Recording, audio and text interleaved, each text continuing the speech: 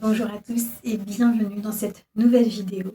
Donc comment le malin t'attire, nous a attirés, mais t'attire aussi encore aujourd'hui vers les pratiques occultes. Donc, on va voir ça en 5 parties. Comment il nous attire, quelles caractéristiques, quel caractère aussi de type de personne il va attirer le plus, parce que c'est comme ça qu'il opère. Et puis aussi d'autres qui ne sont pas du tout finalement attirés par ça, mais parce qu'on va voir pourquoi. Quel il va vraiment s'accrocher et chercher, parce que c'est là où il arrivera le mieux à nous manipuler. La première partie, en général, on a un mal-être en nous. Donc lui, il va répondre justement à ce mal-être. Il va aller chercher cette petite faille qui est en nous pour aller en fait, pour nous récupérer et nous éviter de nous tourner vers la lumière. 5 manières de pouvoir nous attirer dans ces filets. Donc la première, c'est la solitude.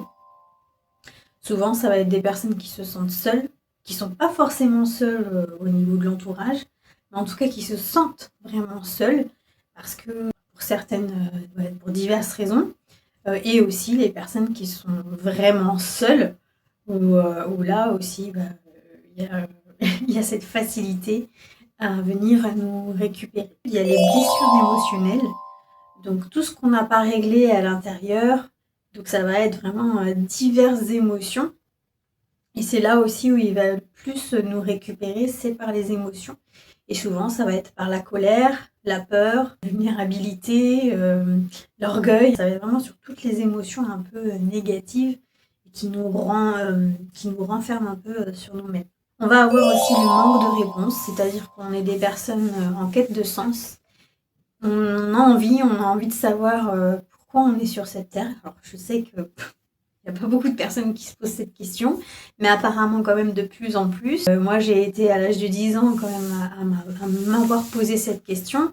Donc déjà à 10 ans, je savais qu'il y avait un truc qui tournait par rond. Mais je pensais que c'était moi le problème. Bon, on sait que finalement, c'est pas le cas. Il y a vraiment cette quête de réponse. Souvent, ça va être lié à ce qu'il y a après la mort. Souvent, on se pose la question, qu'est-ce qu'il y a après la mort? Est-ce que tout s'arrête d'un coup? Qu'est-ce que je fais là en fait? Quel est mon but sur cette terre? Si en plus on n'a pas trouvé notre voie professionnelle, c'est vraiment une question qu'on se pose le plus souvent, ou même des domaines vraiment qui sont pas du tout équilibrés. Et potentiellement, on va être plus ce genre de personnes à se poser des questions. Il y a aussi des personnes qui sont comblées, qui ont tout ce qu'ils ont voulu dans leur vie. Puis à la finale, ils se rendent compte que y a rien de plus, quoi. Ça leur apporte rien de plus, ça comble pas le vide qu'il y a en eux. Donc finalement, il y a aussi dans ce sens-là, une autre quête de sens, c'est de se dire bon, j'ai tout essayé, j'ai tout vécu, j'ai de l'argent, j'ai ci, j'ai ça.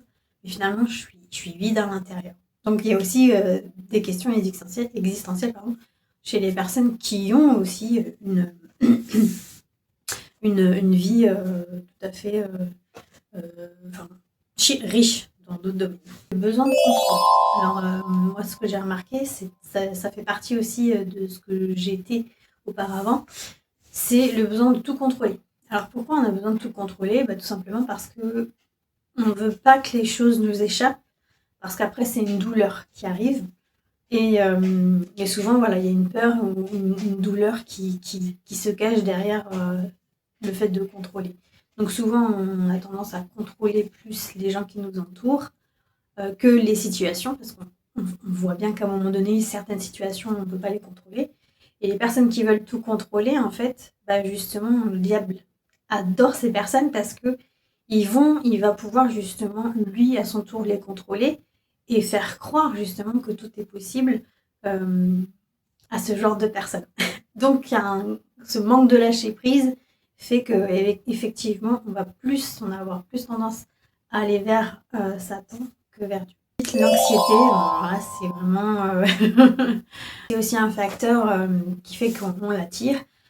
C'est l'anxiété, donc c'est les craintes, c'est les peurs. C'est lié aussi avec le manque de lâcher prise. Hein. Il y a aussi ce côté très contrôle dans l'anxiété.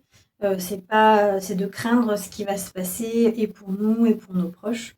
Donc là aussi, c'est un point sensible et c'est pour ça que je vous amène à travailler tous ces points-là dans votre vie.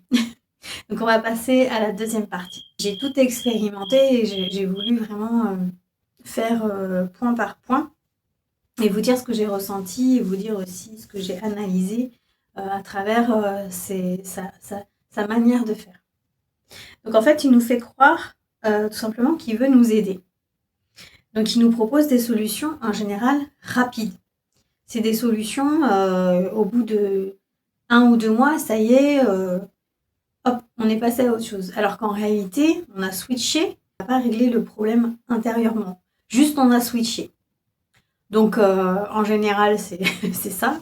Et puis après, il va aller encore plus loin. Et donc je voulais aussi m'appuyer évidemment sur des bases bibliques pour contrecarrer ce que Dieu nous dit, comparé à ce que le diable veut.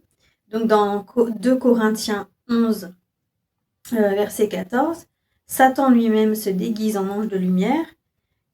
Donc là, en fait, il nous montre clairement que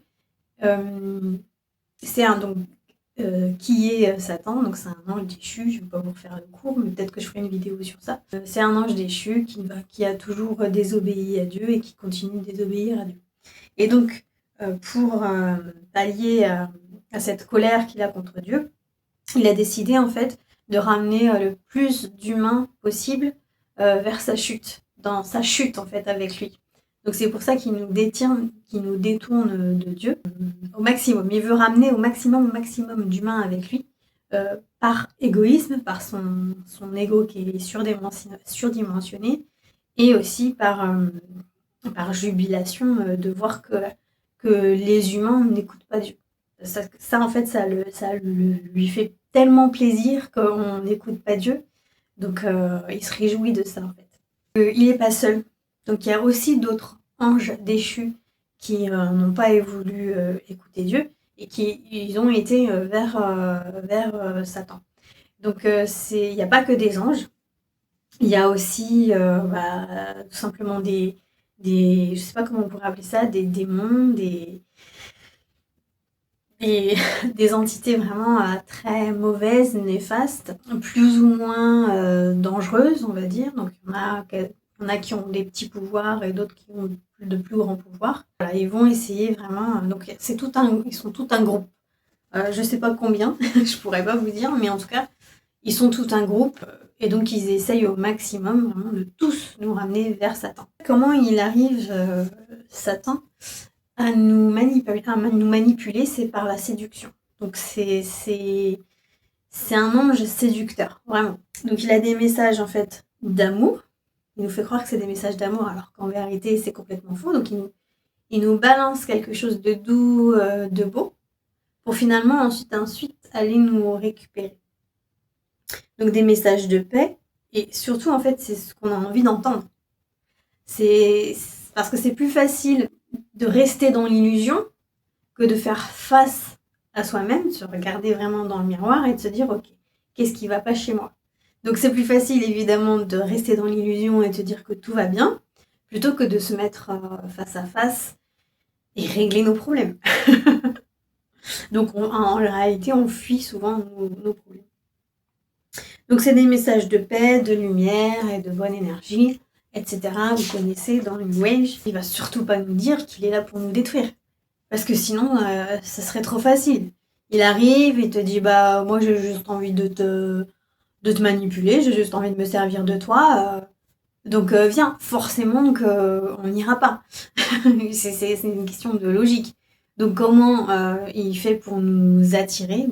En fait, il utilise les mêmes choses que Dieu, sauf que lui, il ment, tout simplement. Donc vous allez avoir plein de vérités, et c'est sûr que vous allez être étonné, vous dire mais c'est pas possible, elle m'a dit ça, ils m'ont dit ça, c'est totalement vrai, personne ne le savait, je l'avais dit à personne, etc. etc.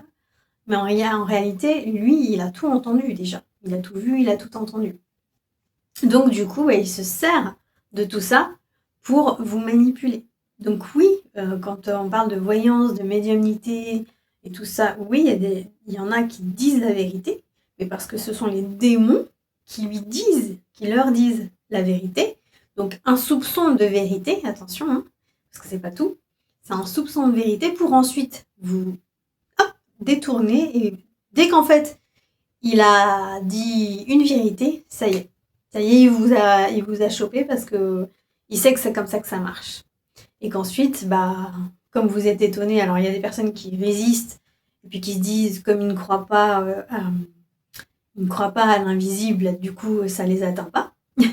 Donc il y a un côté aussi, un côté où quand on n'y croit pas, forcément on est possiblement moins attiré, mais ça c'est pas une vérité sûre. Je parle en connaissance de cause, mais c'est l'ignorance plutôt qui va faire que on perd pied. On peut tout à fait ne pas y croire, mais savoir au fond de nous que potentiellement ça peut exister. Mais on n'est pas sûr, on est un peu comme saint Thomas, on veut croire que ce qu'on voit, etc. Et donc du coup, on se dit bon, voilà. Mais voilà, en général, ceux qui sont bien constitués, qui ont une bonne confiance en eux et qui se sont toujours guidés, qui se sont toujours fait confiance, sont moins susceptibles d'être attirés par le mal. Et ça, on en reviendra sur une autre vidéo, on fera une autre vidéo aussi là-dessus.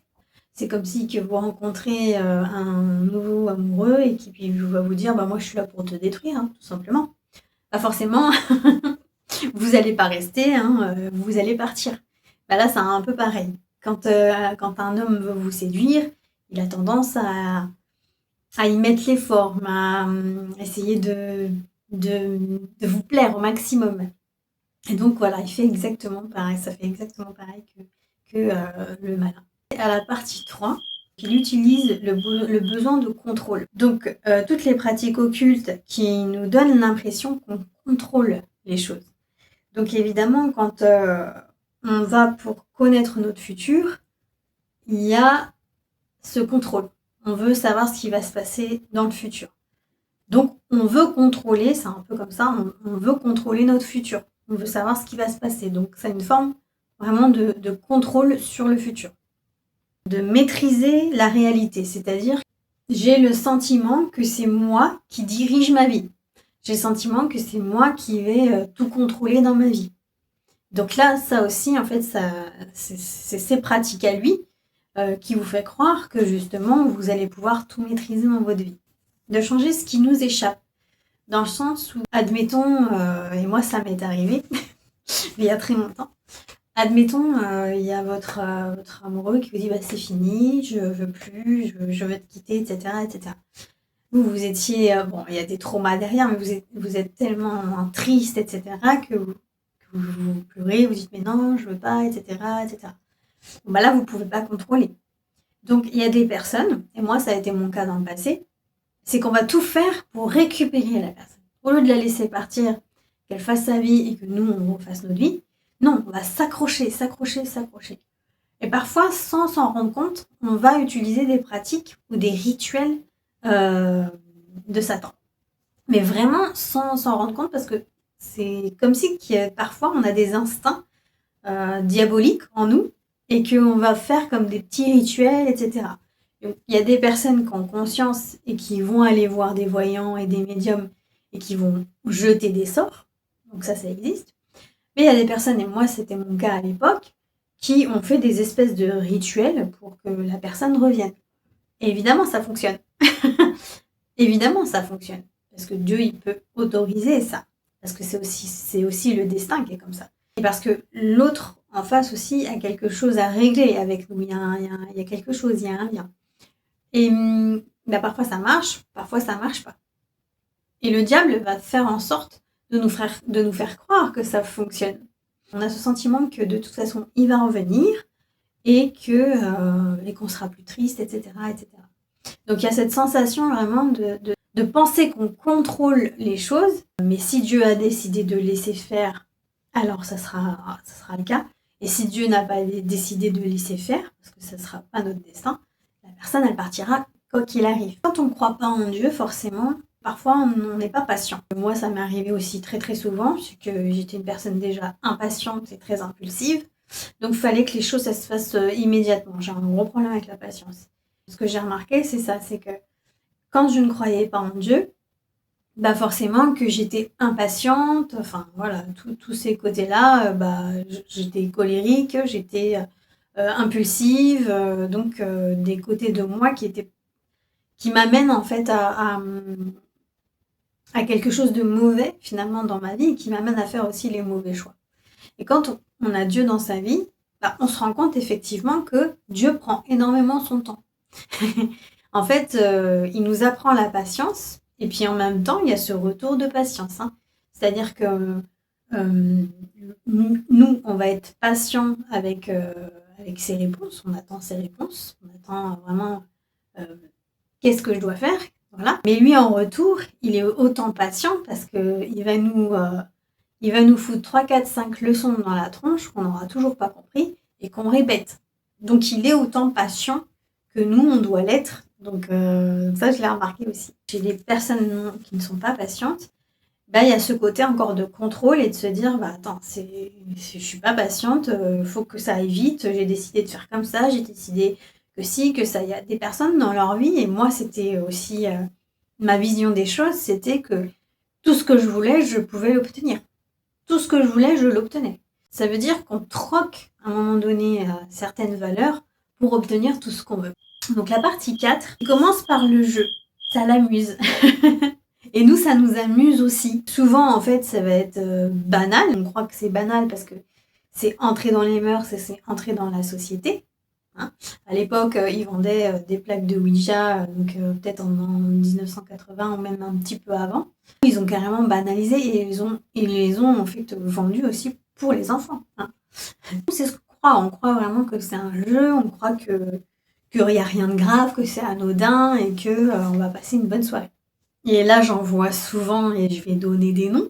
Il y en a une très grande qui est connue, qui n'était pas à la base dans ces pratiques-là, parce elle cherche en fait, tout simplement, elle cherche. Et c'est Marie son prénom, je me rappelle de son prénom Marie, mais elle est très connue. Et aujourd'hui, en fait, elle fait carrément de l'occultisme, sans qu'elle sache vraiment que c'est dangereux, évidemment, parce que quand on le fait, on ne sait pas que c'est dangereux. Récemment, elle cherchait les fantômes dans les châteaux. Donc il y a de plus en plus de vidéos comme ça, où on cherche un petit peu les fantômes, s'il y a des entités, etc., etc.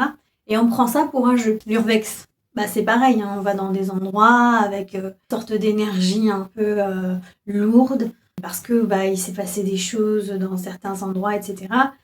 Bon voilà, en fait, c'est là où rôdent tous les démons, hein, donc forcément, nous on croit que c'est des fantômes, ils veulent garder les lieux intacts, etc. Que dalle, ils sont juste là parce que c'est leur lieu, puis c'est tout, mais ils veulent pas de nous. Ou alors quand nous on arrive et qu'on se croit plus malin qu'eux, là en fait ils ont envie de jouer, mais d'une force incroyable. Et d'ailleurs ils jouent. Donc chasser les fantômes, les esprits. Donc, esprit, es-tu là?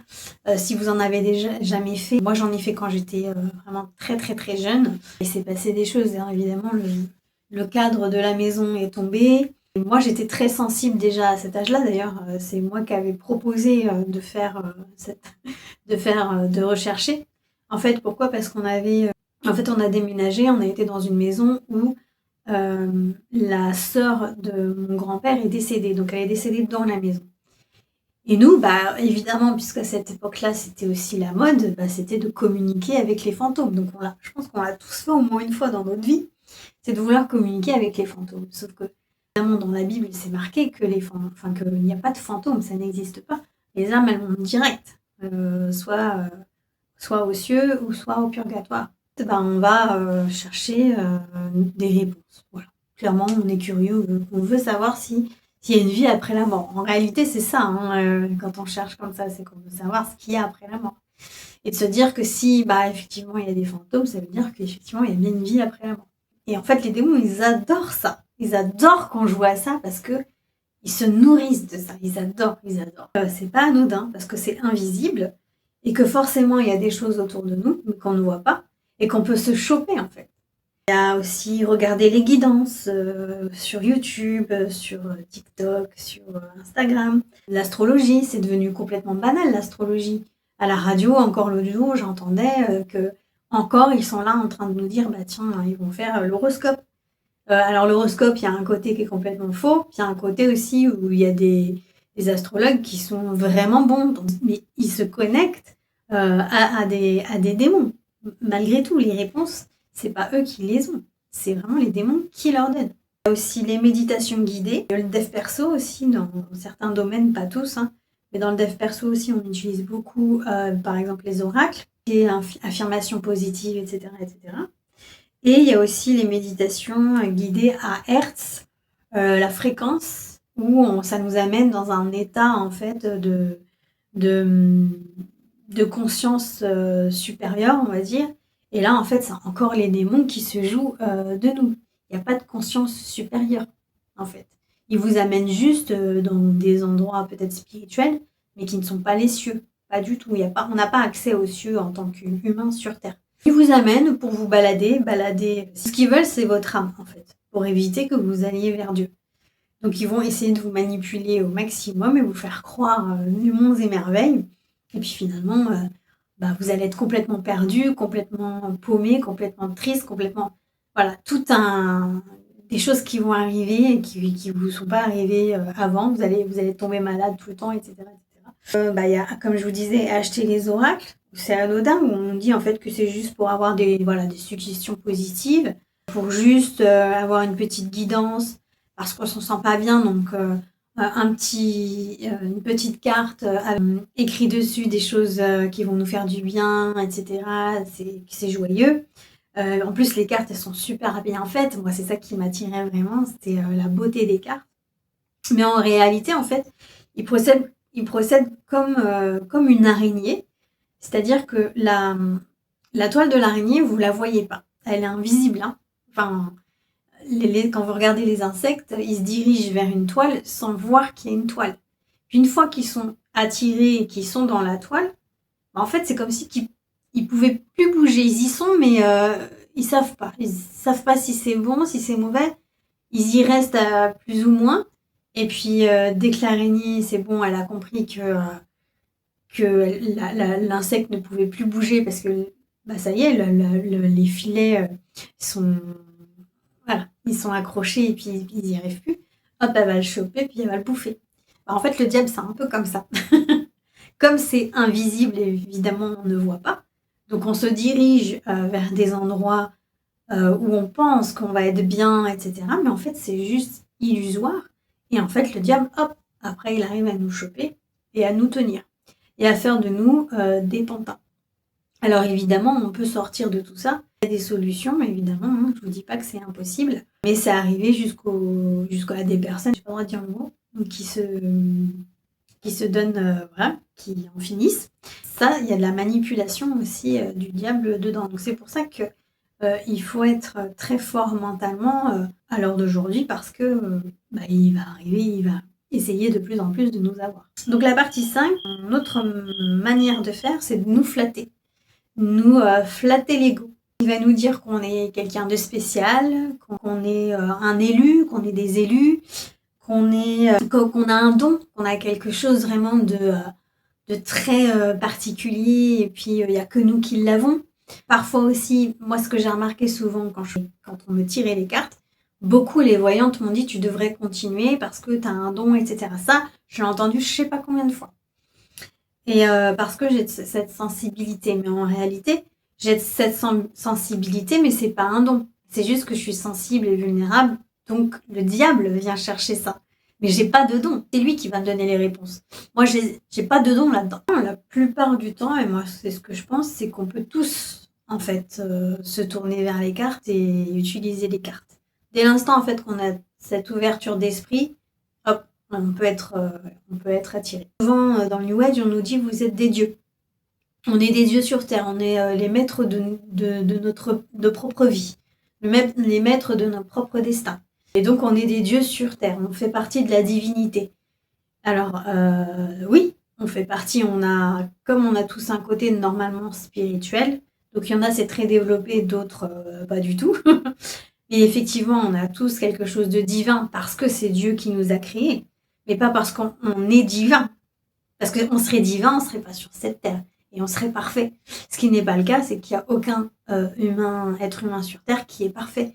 Il n'y a aucun être humain sur Terre qui est plus ou moins que d'autres humains. On est tous égaux parce qu'on fait tous des péchés. Il n'y avait que Jésus qui était parfait. On nous ramène aussi à se dire qu'on est tous égaux et que personne n'est mieux que soi et moins bien. Donc ça fait du bien. Et en plus de se dire, parce que quand on a ce rôle-là que le diable veut nous donner en disant qu'on est des dieux et qu'on a une espèce de force, on a quand même une grosse culpabilité de se dire, ok, donc en fait, si je fais pas bien les choses, ça veut dire que finalement, mon don, je m'en sers pas bien.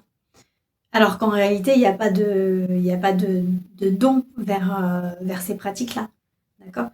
Et donc, ça nous rend très coupables finalement de se dire, ok, donc moi, en fait, normalement, je suis divin, mais les choses que je veux qui m'arrivent n'arrivent pas, ou les choses que je dis aux autres, ça arrive pas forcément, il y en a, ça arrive, il y en a, ça arrive pas.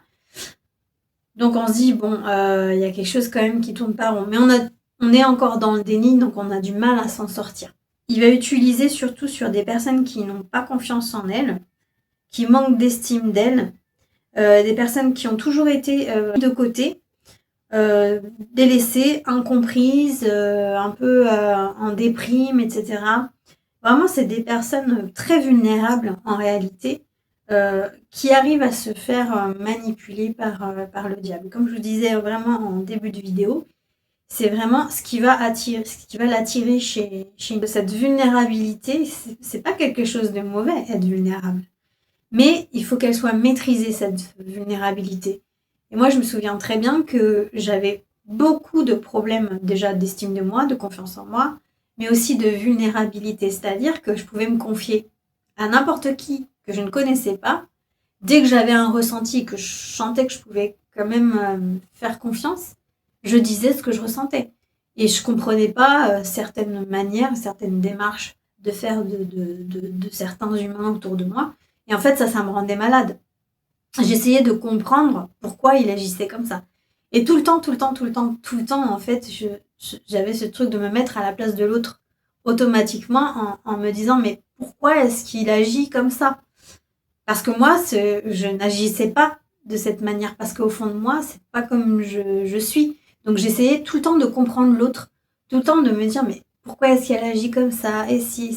Et en fait, je me suis fatiguée à faire ça. Une fois, je me confiais comme ça, je disais ça à une personne, et la personne m'a dit, mais si tu fais ça à chaque fois, à chaque personne que tu rencontres qui n'est pas du même avis que toi, et qui un petit peu te rentre dedans, tu vas t'épuiser. Et je dis, je sais, mais c'est plus fort que moi. Je lui disais, c'est plus fort que moi, j'arrive pas à faire autrement. Et donc, évidemment, en fait, le diable adore ça. Il adore parce qu'on cherche, on se pose des questions, on cherche, on veut des réponses, etc. Mais comme pour nous, Dieu n'existe pas, en fait, on reste avec nos réponses d'humains et qu'on n'a pas d'autre solution, en fait, parce que lui, c'est celui qui nous attrape au vol, en fait. Dieu nous voit, mais c'est à nous de le choisir, que Satan, il nous voit, il nous attrape au vol, en fait. C'est comme si on n'avait pas le choix. Vous voyez un petit peu la différence. Il y a aussi l'orgueil. L'orgueil, en fait, c'est un de ses premiers jouets. Il aime qu'on soit, comme je vous disais, en fait, à la place de Dieu. Donc, moi, j'étais quelqu'un de très orgueilleuse. Beaucoup de fierté. Beaucoup de fierté.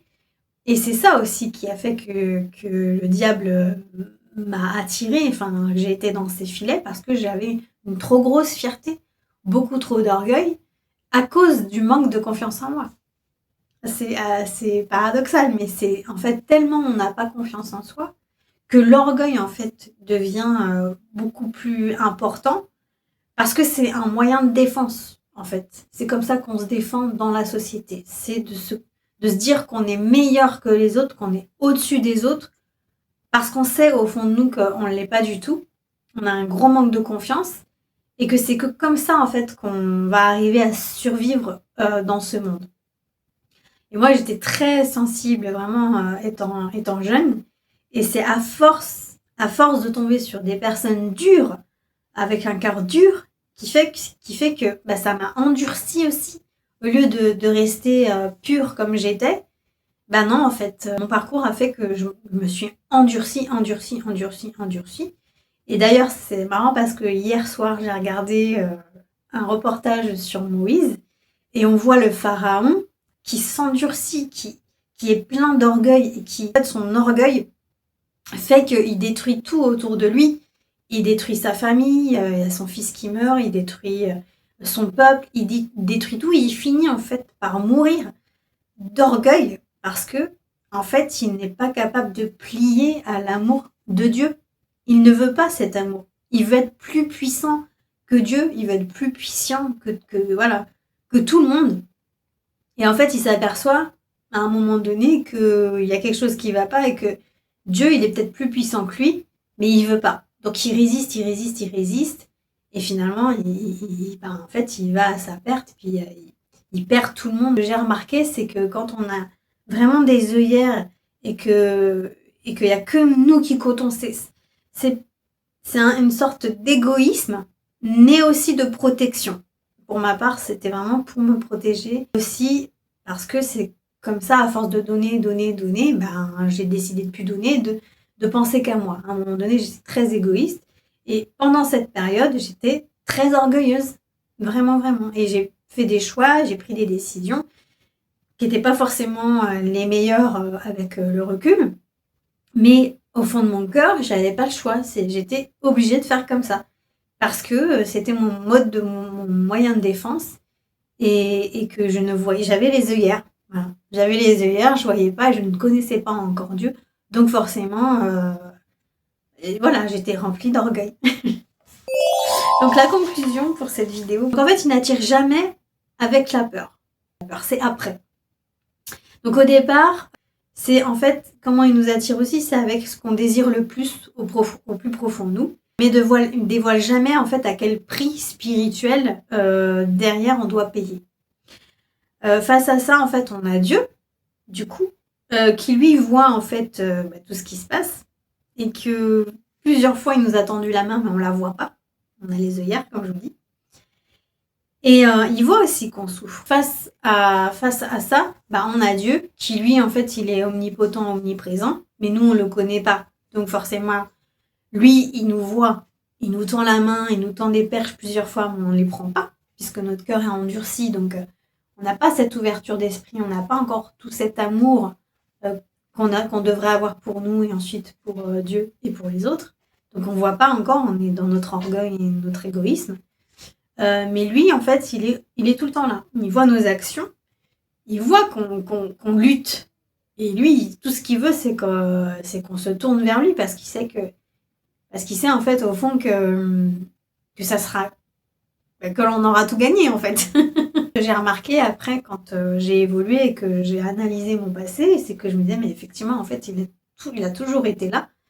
C'est cette chose qui me donnait toujours espoir, cette chose qui me donnait toujours envie de me battre, cette chose qui me donnait toujours envie de persévérer, parce que j'étais comme ça en fait.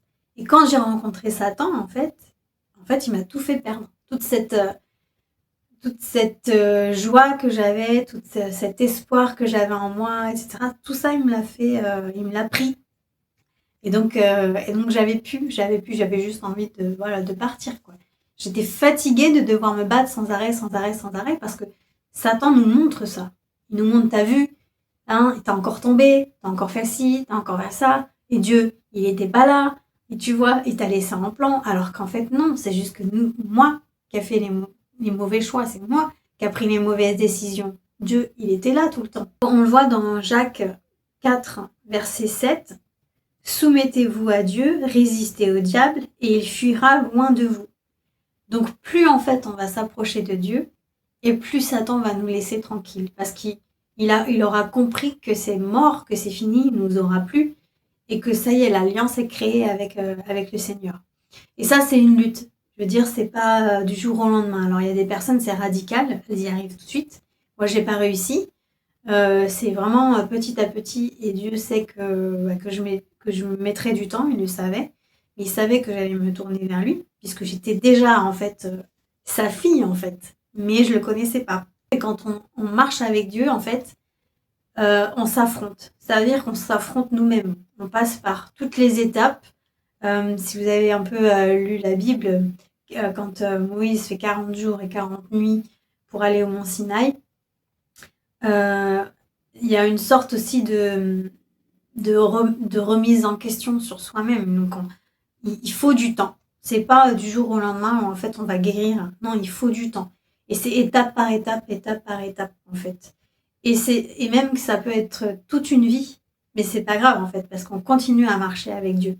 Et lui en priorité, ce qu'il va faire, c'est guérir vraiment ce qui va faire qu'on sera attiré par Satan. Et en fait, il va commencer par guérir ça. Donc c'est quoi? C'est la confiance en soi, c'est la confiance aussi en lui, la confiance en l'avenir, la confiance à avoir estime de soi. Il nous montre réellement quel est notre rôle en fait sur cette terre. Voilà, toutes ces questions en fait qu'on se posait au départ, lui il va nous donner nos réponses. Et du coup, on aura moins de failles. On en aura toujours parce qu'on est des pécheurs et que il faut toujours qu'on travaille sur nous au quotidien. Mais en fait, on évolue positivement en fait avec Dieu. Et c'est pour ça qu'on peut pas évoluer comme ça avec le diable. Parce qu'il utilise la même méthode dans le New Age, vraiment pour nous émanciper, mais il nous prend quelque chose en contrepartie. Que Dieu ne nous prend rien du tout. Il nous donne plutôt. Donc, je prends ma Bible et c'est Jean 10, verset 10. Donc, Jésus a dit, à partir de 7, verset 7. Encore en vérité, je vous le dis, je suis la porte des brebis. Tous ceux qui sont venus avant moi sont des voleurs et des brigands. Mais les brebis ne les ont pas écoutés. C'est moi qui suis la porte. Si quelqu'un entre par moi, il sera sauvé. Il entrera et sortira, et il trouvera de quoi se nourrir. Le voleur ne vient que pour voler, égorger et détruire. Moi je suis venu afin que les brebis aient la vie et qu'elle l'ait en abondance. Je suis le bon berger donne sa vie pour ses brebis. Voilà. En gros, ça parle du diable qui vient comme un voleur, en fait, qui vient chercher ce qu'il a besoin, et puis voilà, il repart et il vous a détruit, en fait. Tandis que Dieu, lui, il est tout le temps là, et puis en fait, il vous détruit pas. Justement, au contraire, il vous reconstruit intérieurement. C'est pour ça qu'on dit naître de nouveau chez les chrétiens. Moi, au départ, je comprenais pas ce que c'était. Mais en fait, ça veut dire qu'il nous restaure intérieurement. C'est-à-dire que tout ce qui est brisé, en fait, il le reconstruit, mais petit à petit. Et quand le diable vous fait croire que avec le New Age, avec le développement personnel, vous fait croire qu'il est en train de vous reconstruire, c'est faux.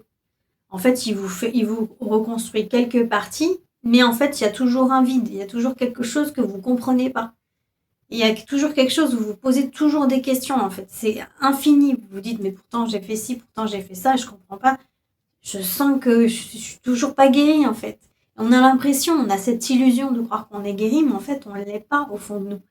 Tandis que Dieu, lui, c'est étape par étape. Il prend un problème par un problème, parce qu'il sait qu'on peut pas régler en une vie tous les problèmes qu'on peut avoir, à part si vraiment on est très spirituel et qu'on va très vite à comprendre. Mais il faut après rester dans l'équilibre. C'est ce que Dieu nous demande, de rester juste et équilibré. Et moi, ça, j'ai mis beaucoup de temps à le comprendre aussi. Mais quand c'est le diable, en fait, il y a aucun équilibre. Vous êtes toujours soit trop haut, soit trop bas. Il n'y a pas d'équilibre du tout. Si toi, tu es dans ces pratiques, en fait, dis-toi que tu n'es pas seule. Il y a d'autres personnes qui sont passées par là avant toi, donc je ne suis pas la seule. On est beaucoup d'ex-cartomanciennes et médiums qui ont été dans ces pratiques, qui aujourd'hui dénoncent. Donc moi, j'en connais quelques-unes aussi à l'heure d'aujourd'hui.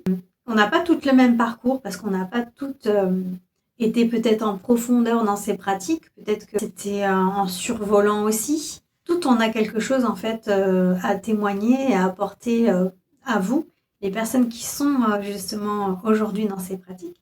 et de vous dire en fait que c'est possible de s'en sortir. Parce que peut-être tout de suite maintenant, vous n'allez pas comprendre, vous allez être vexé, vous allez être énervé, vous pensez qu'on a tort, etc. Et c'est normal parce que moi j'étais tombée sur des vidéos aussi où mon orgueil en a pris un coup et puis c'est comme si que tout s'écroulait autour de nous, qu'on se disait mais attends, moi je vis de ça et comment je vais pouvoir pallier à autre chose. En fait, Dieu a quelque chose de bien plus important pour nous dans ce monde. Il faut apprendre à faire confiance.